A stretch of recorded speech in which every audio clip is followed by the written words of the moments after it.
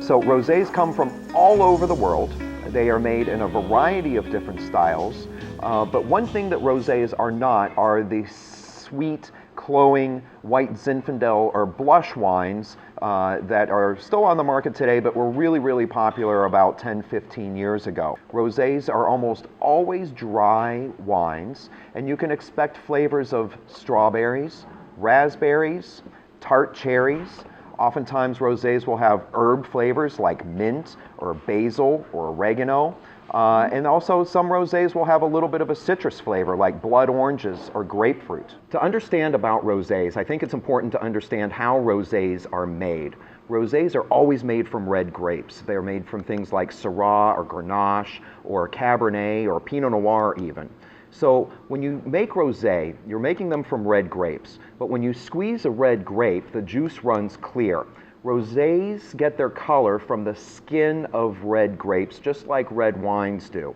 So when winemakers make rosé in particular, they take red grapes, they crush them, and then they soak the skins of the red grapes into the clear juice for a very short amount of time. Once the winemaker has achieved the desired color from the skin of the red grapes, they drain all of the juice off, separate the skins from the juice, and then ferment the pink juice. One way that you can tell what kind of rosé to expect is by looking at the color of the rosé.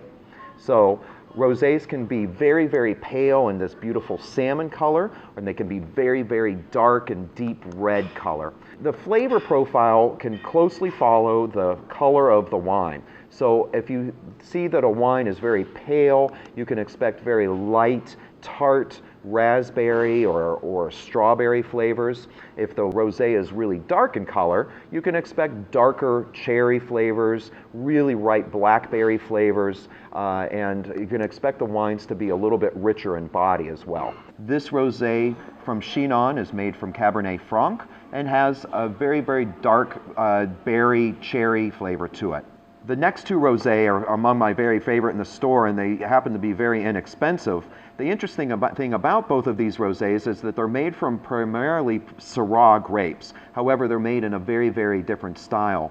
The one on my right here is the Bieler Rosé from the Provence region in the southeast of France, and it's a very light style and has a beautiful herbal quality to it. Next to it is the Charles & Charles Rosé from Washington State.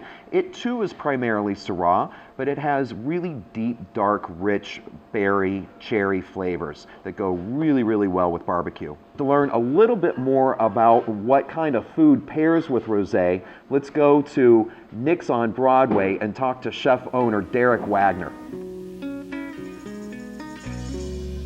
When we're doing wine pairings here at the restaurant, we talk about table wines. Yeah.